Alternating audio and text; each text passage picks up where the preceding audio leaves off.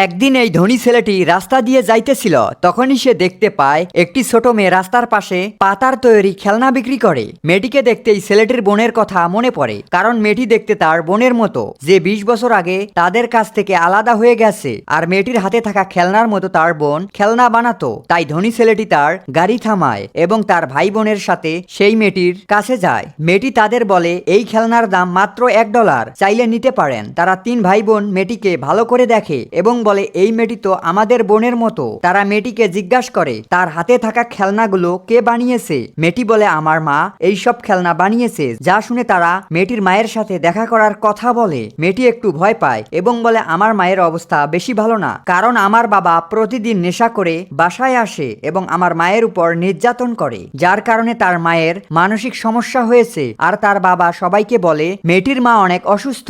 এই বলে সে কাউকে দেখা করতে দেয় না। তখনই ছেলেটির বোন বলে আমি ডাক্তার, আমি তোমার মায়ের চিকিৎসা করব আর আমাকে কোনো টাকা দিতে হবে না। যা শুনে ছোট মেয়েটি রাজি হয় এবং তাদেরকে তার বাড়িতে নিয়ে যায়। কেউ জানতো না যে সত্যি মেয়েটির মা তাদের 20 বছর আগে হারানো বোন। আসলে 20 বছর আগে তাদের বাবা মা মারা যায়, এরপর তারা অনাথ হয়, যার কারণে তারা রাস্তা থেকে খাবার কুড়িয়ে খায়, যার কারণে অন্য মানুষ তাদের অবহেলা করে। তাই তাদের বড় বোন কাজ করার সিদ্ধান্ত নেয় যেন তার ছোট ভাই বোনদের অবহেলা সহ্য করতে না হয়। তাই সে একটি বিল্ডিং এর ইট ধোয়ার কাজ করে। সেই দিন তার সাথে একটি বড় দুর্ঘটনা ঘটে। যখন তাকে হাসপাতালে নেওয়া হয় তখন ডক্টর তাদের বলে মেয়েটির অপারেশন করতে হবে, কারণ এমনি তার ভালো চিকিৎসা হয়নি। আর যদি সময় মতো তার অপারেশন না করা হয় তবে সে সারা জীবন ল্যাংড়া হয়ে বেঁচে থাকবে। ডক্টর তাকে বলে অপারেশনের জন্য 50,000 টাকা লাগবে। যা শুনে মেয়েটি অপারেশন করতে চায় না। তখনই তার ছোট বোনেরা হাসপাতালে তার জন্য সাহায্য চায়। তখনই একজন বড় ডাক্তার সেখানে আসে